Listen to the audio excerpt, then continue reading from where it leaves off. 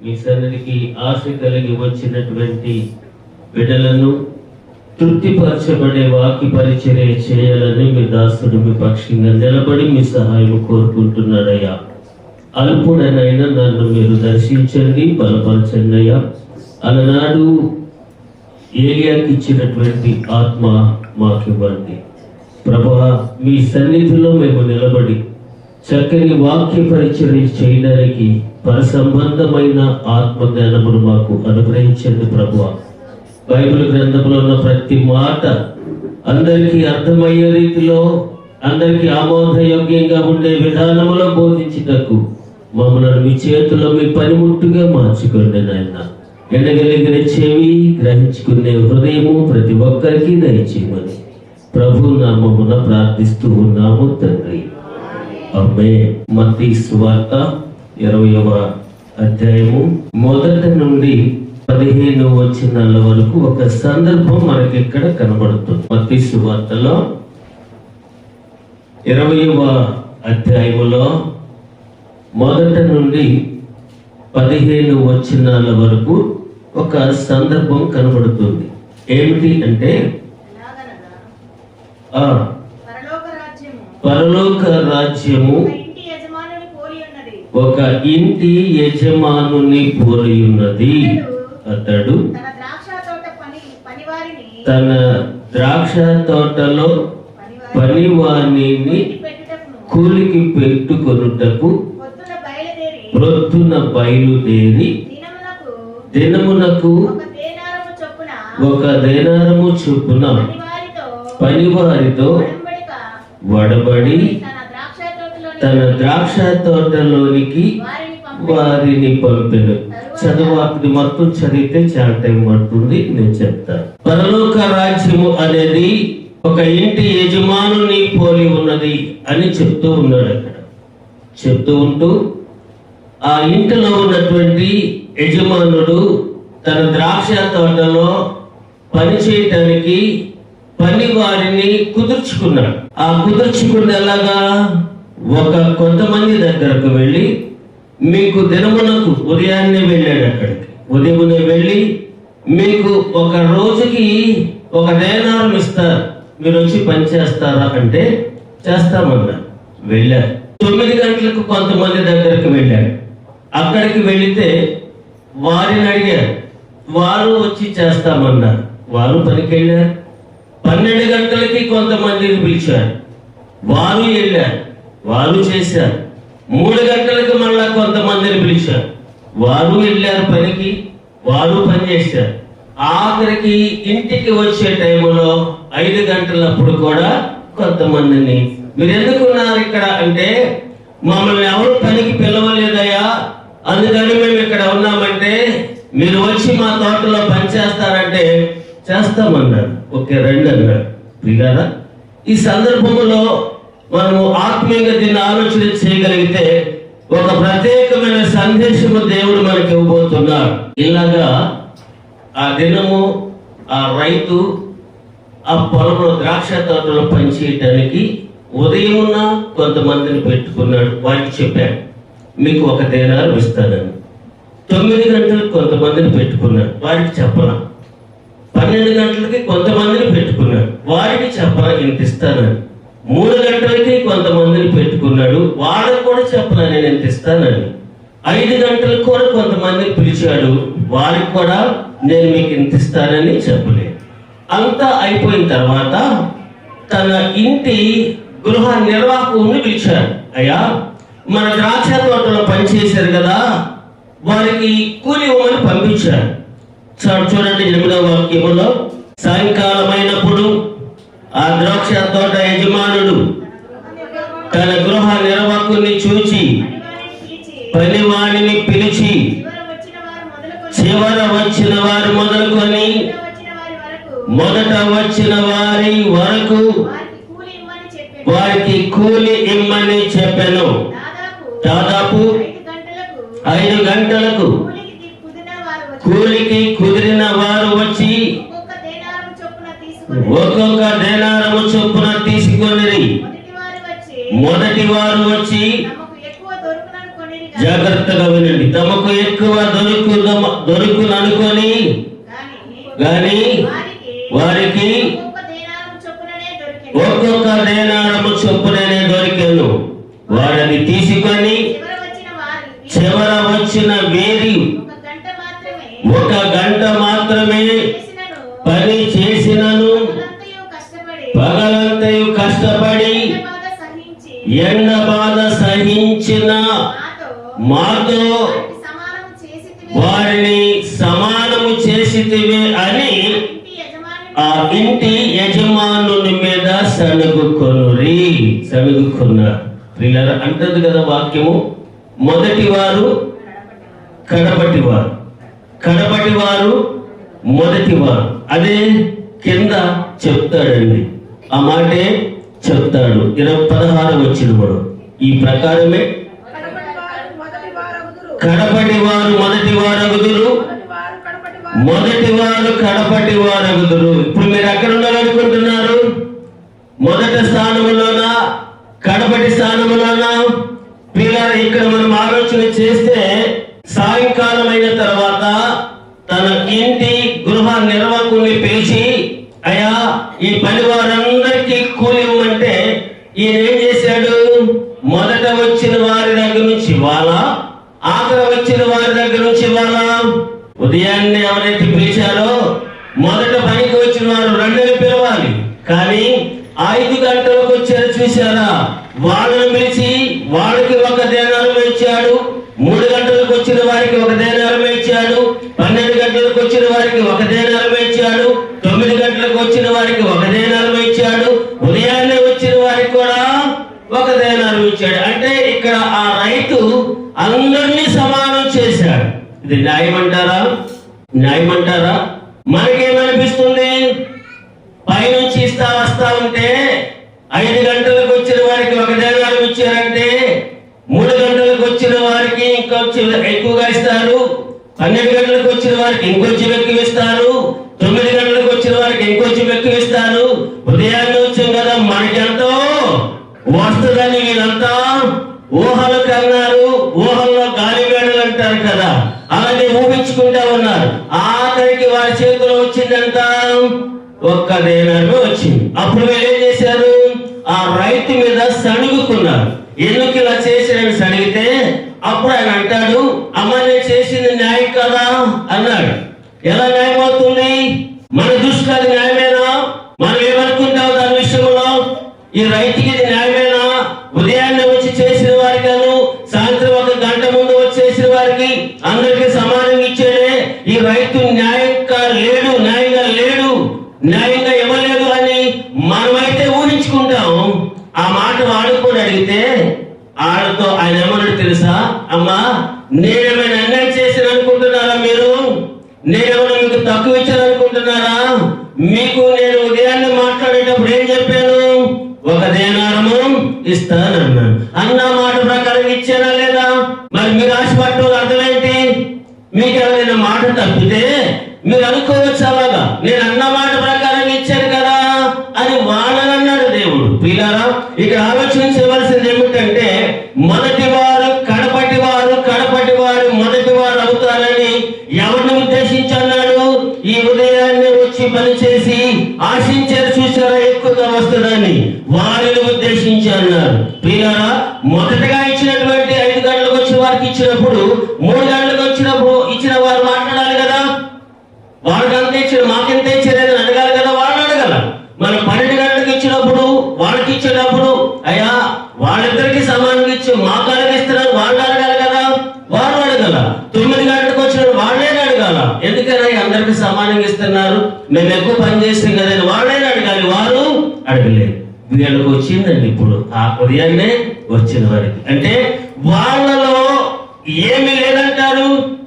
అక్కడ యజమానుల మీద, ఆ ఇంటి యజమానుల మీద వారు సణుగుకున్నారు అన్నారు. వారికి ఏమి లేకపోతే వారు ఆ యజమానుల మీద సణిగారు. వారి యొక్క ఉద్దేశం ఏంటి? సణగటంలో ఆయన వారికి న్యాయం చేయలేదు. అంటే దేవుడు ఆ యజమానులు మాట మీద వారికి విధేయత ఉందంటారా లేదంటారా? అరే మనకి చెప్పిన ప్రకారంగా ఇచ్చాడు కదా, మనం ఎందుకు ఇంకా ఆయన అడగటం అని ఆయనతో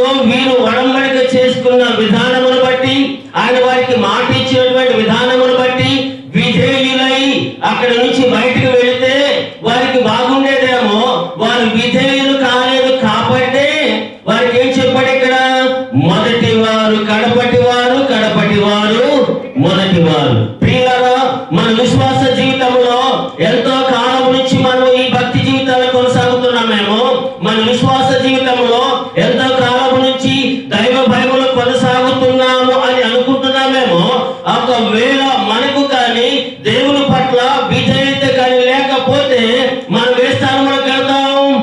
ఇప్పుడు మొదటి స్థానంలో మనం ఉన్నాం ఆరాధన చేయడానికి. ఇప్పుడు మొదటి స్థానంలో మనం దేవుని సన్నిధికి వస్తా ఉన్నాం. ఇప్పుడు మొదటి స్థానంలో మందిరంలో జరిగే ప్రతి కార్యక్రమంలో కూడా పాలు పంపులు పొందుతూ ఉన్నాం. కానీ అన్నిటిలో, ఈ లోకంలో జరిగే ప్రతి దానిలో, దేవుని పరిచర్యలో, సమస్తములో కూడా నీవు మొదటి స్థానంలో ఉండి నీలో కానీ విధేయత లేకపోతే ఏ స్థానానికి వెళ్ళిపోతున్నాం? చివరి స్థానానికి వెళ్తున్నాం. అసలు విధేయత అంటే ఏంటి? విధేయత అంటే ఏంటి?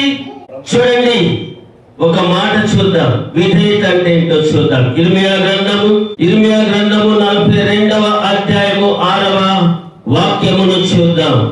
మాకు మేలు కలుగునట్లు మేము మన దేవుడైన యెహోవా మాట వినిన వారమై, మాకు మేలు కలుగునట్లు మేము మన దేవుడైన యెహోవా మాట వినువారమై, అది మేలే గాని కీడే గాని మేము ఆయన యొద్దకు నిన్ను పంపు విషయంలో మన దేవుడని యెహోవా సెలవిచ్చిన మాటకు విధేయులమగుదము. హల్లెలూయా. అంటే విధేయులు అంటే ఎవరండి? విధేయులు అంటే ఎవరు? అక్కడ ఉన్న ఉదయాన్ని పనికి కుదిరినటువంటి వారిలో విధేయత లేదు కాబట్టి, ఆ రైతు యొక్క మాటకు విధేయులు కాలేదు కాబట్టి ఆయన మీద వీళ్ళు సరుకుకోవటం అనేది మొదలైనది. విధేయత అంటే ఏంటి? ఇక్కడ విధేయులు అంటే ఎవరు? ఒక సందర్భంలో ఇరిమియా దగ్గరికి కొంతమంది ప్రజలు వెళ్ళారు. అయ్యా, మేము ఇక్కడ కొద్ది మందిమే ఉన్నాం కదా, మేమందరం కూడా శేషించినటువంటి వారమే కదా, మేము ఏం చేయాలో, ఏ పని చేయాలో, ఏ మార్గంలో వెళ్ళాలో, ఎలా జీవించాలో అదే అంటాడు. చూడండి 3వ వచనములో, మేము నడవవలసిన మార్గమును చేయవలసిన కార్యమును నీ దేవుడగు యెహోవా మాకు తెలియజేయుగాక. అంటే మొదట ఏమన్నారు? నీ దేవుడు అన్నారు. ఇందాక చదివిన దాంట్లో మన దేవుడు అన్నాడు. అంటే అయ్యా, మేము నడవలసిన మార్గం ఏంటో, చేయవలసిన పనులేంటో వెళ్ళి మీ దేవుడు యెహోవాని అడిగి ఆయన ఏం చెప్తాడో మాకు చెప్పయ్యా అది అంటే, ఈయన అన్నాడు, నేను వెళ్ళి మాట్లాడతాను, నేను ఆయనతో ప్రార్థన చేస్తాను, నాతో మాట్లాడతాడు, కానీ నేను ఆయన చెప్పింది మీకు చెప్తే మీరు నమ్ముతారు, నమ్మరు అంటే అప్పుడు అంటున్నారు వారు ఏమని? మాకు మేలు కలుగునట్లు.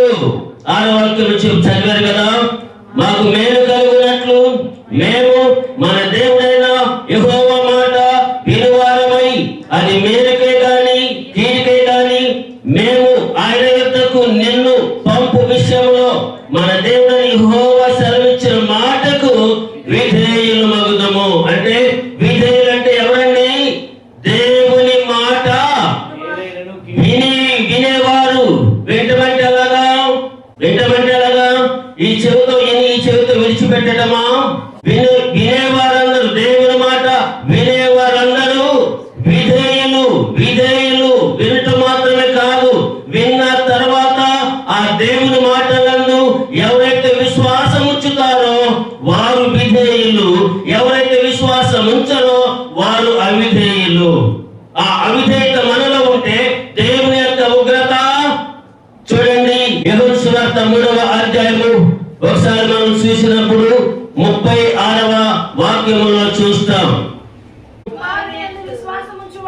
కుమారుని యందు విశ్వాసముంచువాడే నిత్య జీవము కలవాడు,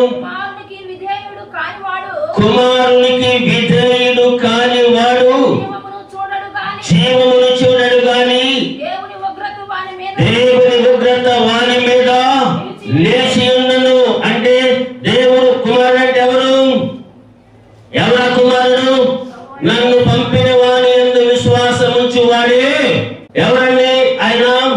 పంపింది ఎవరు? పంపబడింది ఎవరు? ఒక గుడ్డివాడు యేసు ప్రభు దగ్గరికి వెళితే ఆయన కంటి చూపు కొరకు వెళ్ళినటువంటి ఆయనకు యేసు ప్రభు వారి నేల మీద ఉమ్మివేసి ఆ మట్టి తీసి కంటికి రాసి నీవు వెళ్ళి శిలోయము లోయలో కడుక్కోమన్నాడు. శిలోయము అనే మాటకు పంపబడిన వాడు అని అర్థము. ఎవరు పంపబడిన లోకానికి? ఎవరి కొరకు పంపబడ్డాడు? ప్రభు అయిన యేసుక్రీస్తు వారు ఈ లోకంలో ఉన్న మానవుల కొరకు పాపము చేసి పాపములో శాపము అనుభవిస్తూ పాపములో దుర్లభమైన జీవితంలో చీకటిలో బ్రతుకుతున్నటువంటి వారికి వెలుగులు నింపడానికి పంపబడిన వాడుగా మన ప్రభు అయిన యేసుక్రీస్తు వారి లోకానికి రావడం జరిగింది. ఆయనే కుమారుడు, తండ్రి కుమారా పరిశుద్ధాత్ముడు. ఆ కుమారుని యందు విశ్వాసం ఉంచి వారందరూ ఎవరంటండి? నిత్య జీవము కలిగిన వారు. వారు ఎలాంటి వారు అంటున్నారు? విధేయులు అంటున్నాడు. కుమారుని యందు విశ్వాసం లేకపోతే వారు అవిధేయులు. అలాంటి వారి మీదకు ఏమొస్తుంది? దేవుని యొక్క ఉగ్రత వస్తుంది. ఆ ఉగ్రత వచ్చే సమయంలో ఎలా ఉంటది? ఎలా ఉంటది? అదే అదే ఆ రోజు యేసయ్య ఉగ్రత రోజు,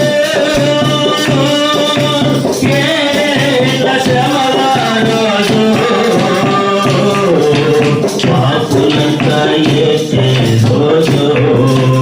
అదే అదే ఆ రోజు తల్లి చాడ పిల్లకు లేక, పిల్ల చాడ తల్లికి రాగా, తల్లి చాడ పిల్లకు లేక, పిల్ల చాడ తల్లికి లేక, చెట్టు కథల పొట్ట కథలై అనాథలై అరిచే రోజు, చెట్టు కథల పొట్ట కథలై అనాథలై అరిచే రోజు. ఆ రోజు శ్రమ నుండి తప్పించే నాథుడు లేడు. ఆ రోజు శ్రమ నుండి తప్పించే నాథుడు లేడు. అదే అదే ఆ రోజు యేసయ్య ఉగ్రత రోజు, ఏల శ్రమల రోజు, పాపులంతా యేసే రోజు. అదే అదే ఆ రోజు.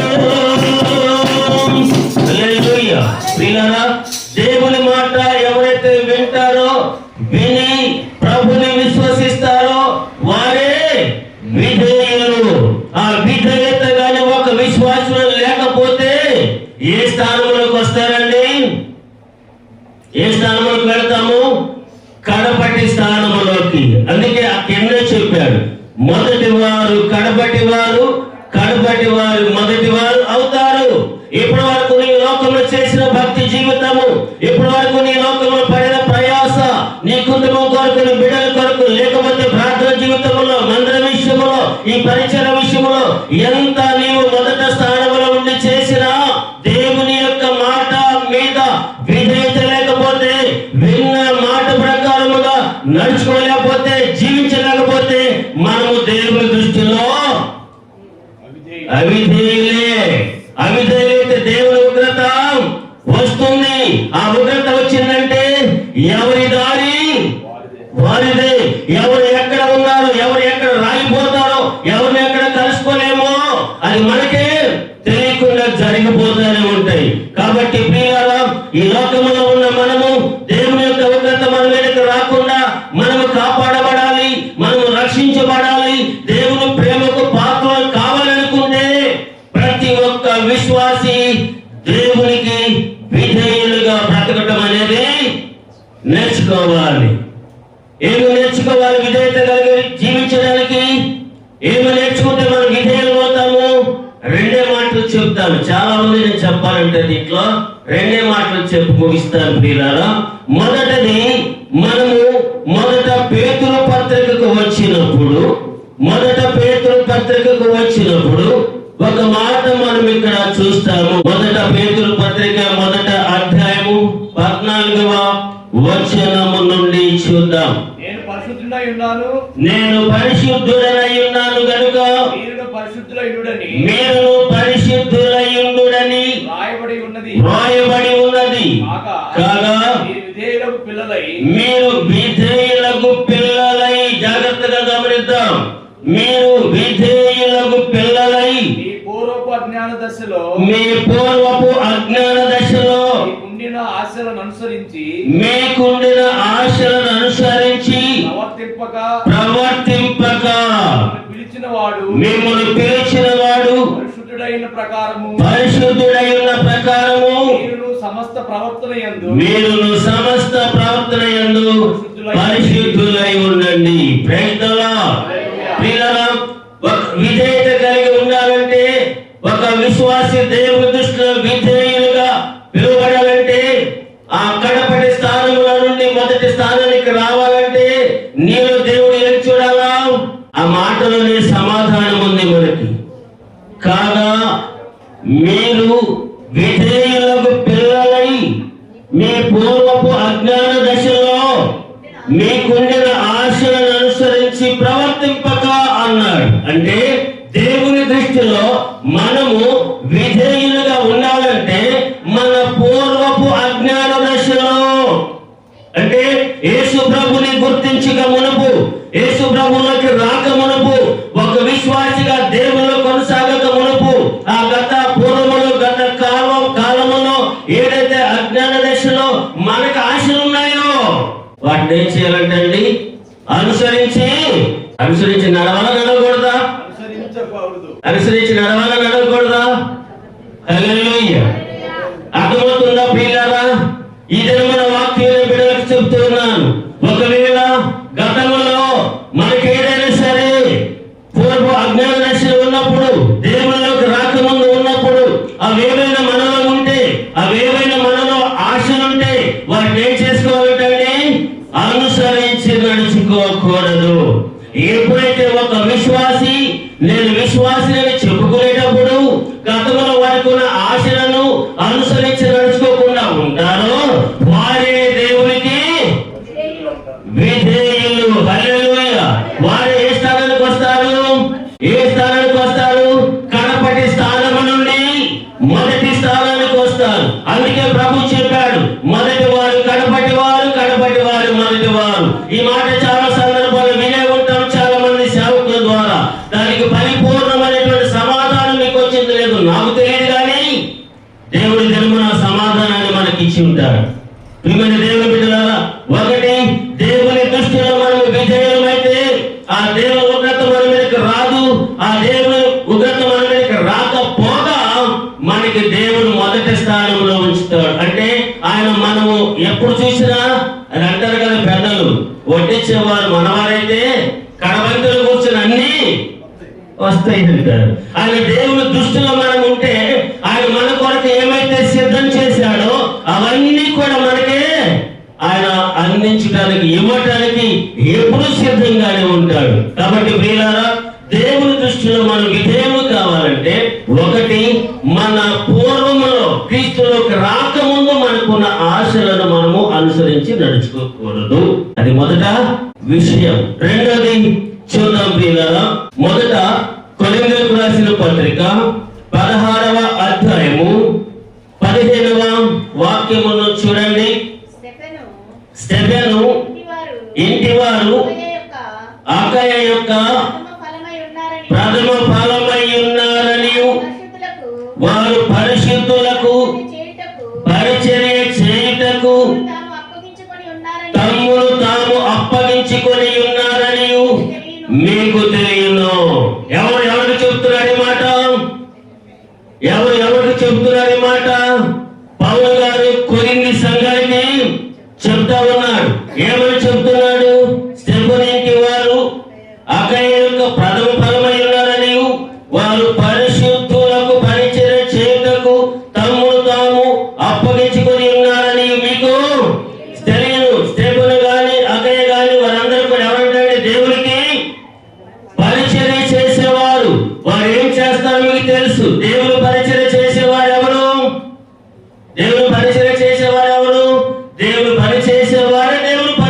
చేసేవారు.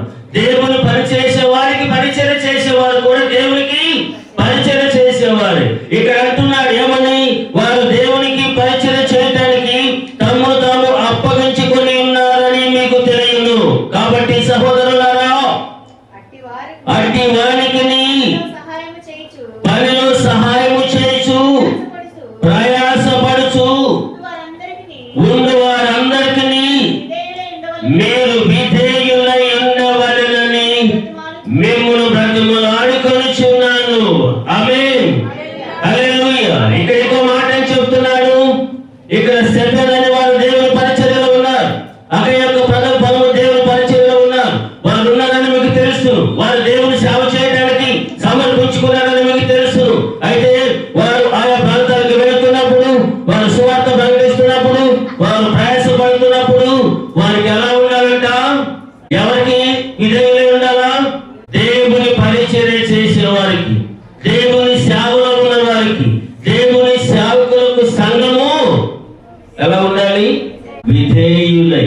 విధేయులంటే చెప్పిన మాట చేసేవారా, చెప్పిన మాట చేయనివారా? చెప్పిన మాట చేసేవారే విధేయులు. ప్రియులారా, ఇక్కడ మనం ఆలోచించాల్సింది ఏమిటంటే, మీరు దేవుని పరిచయం చేసేటప్పుడు దేవుని సేవ చేసే వారికి కూడా పరిచయం చేయించడంలోనే మనము దేవునికి విధేయులమై ఉన్నాము. ఈ మాటలు విన్న తర్వాత, ఈ మాటలను మనం విన్న తర్వాత, సువార్తను ఒప్పుకొని విన్న తర్వాత ఇది నిజమే అని ఒప్పుకొని ఎవరైతే అంగీకరించి అనుసరిస్తారో వారే దేవునికి విధేయులు అవుతారే గాని, విన్న తర్వాత కూడా ఇంత చెప్పిన విన్న తర్వాత విన్న ప్రకారంగా ఎవరైతే నమ్మరో, విన్న ప్రకారం ఎవరైతే అనుసరించరో వారు దేవునికి విధేయులే. ఎందుకంటే 2వ కొరింథీయులో ఈ మాట చూపిస్తారు. 2వ కొరింథీయులకు రాసిన పత్రిక 9వ అధ్యాయము 13వ వాక్యమును చూడండి. ఎలాగనగా క్రీస్తు సువార్తను అంగీకరింతుమని ఒప్పుకొనుట యందు మీరు విధేయులైనందు చేతను వారి విషయమును అందరి విషయమును ఇంత ఔదార్యముగా ధర్మము చేసినందునను అందుచేతను ఈ పరిచర్య మూలముగా మీ యోగ్యత కనబడినందున వారు దేవుని మహిమపరచుచున్నారు. ఏమనుందండి ఇక్కడ? ఎలాగనగా క్రీస్తు సువార్తను అంగీకరింతుమని ఒప్పుకొనుట యందు మీరు విధేయులైనందు చేతను. అంటే క్రీస్తు సువార్త ఇప్పుడు చెప్పినటువంటి ఈ సువార్తను ఒప్పుకుంటేనే, ఒప్పుకొని అనుసరిస్తేనే ఎవరికి? దేవునికి విధేయులు. విన్నదాన్ని అంగీకరించి అనుసరించి నడవకపోతే వారు దేవునికి విధేయులు కాదు. కాకపోతే మొదట స్థానంలో ఉన్న మనము కడపడి స్థానంలోకి వెళ్ళిపోతాం. కాబట్టి ప్రియ దేవుని బిడ్డలారా, ఈ యొక్క మధ్యాహ్న కాల సమయంలో దేవుని వాక్యం మీకు చెప్పేది ఏమిటంటే, అక్కడ ప్రభు పరలోక రాజ్యం గురించి చెప్తూ, అమ్మా నా పొలములో నా ద్రాక్ష తోటలో పనిచేయడానికి వస్తారా, మీకు ఒక దేనాలు ఇస్తానంటే వస్తామన్నారు. వారికి అలాగే ఇచ్చాడు. మన 9 గంటలకు వచ్చిన వారికి, 12 గంటలకు వచ్చిన వారికి, 3 గంటలకు వచ్చిన వారికి, 5 గంటలకు వచ్చిన వారికి అందరికీ సమానంగా ఇచ్చేటప్పటికే ఉదయాన్నే వెళ్ళే వారికి ఆ రైతు మీద కొంచెం అసహనం వేసి తృప్తి లేక ఆయన మీద శ్రమగటము జరిగింది. ఒక్క నిమిషం ఆలోచిస్తే మనం ఒప్పుకున్న అంతే కదా, మనం ఆశించడం అంతే కదా. ఎందుకు ఎక్కువ ఆశించాలనుకుంటే వారు సరిగేవారు కాదు, మీరు ఆ కడపడి స్థానానికి వెళ్ళేవాడు అనేవాడు కాదు కదా. ఒక్క నిమిషం ఓర్పు లేకపోయింది, ఒక్క నిమిషం వాళ్ళ సహనం లేకపోయింది. తొందరగా వెంటనే రియాక్ట్ అయిపోయి ప్రభుని, ఆ యజమానుని, ఆ రైతుని పట్టుకొని ఆ మాట అంటంతో వారిని ఆ మాట ప్రభు మీరు కడపడి స్థానానికి, మొదటి వారు కడపటి వారు మొదటి వారు. పిల్లలు మనం ఏ స్థానంలో ఉండాలనుకుంటున్నాం ఈ క్రైస్తవ జీవితంలో? వారిలాగా అవిధేయులుగా ఉండి ఆఖరి స్థానానికి వెళ్దామా?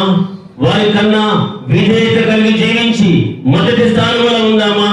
ఆలోచించి నిర్ణయం తీసుకోవాల్సింది, అనుసరించి నడవలసింది ఎవరు?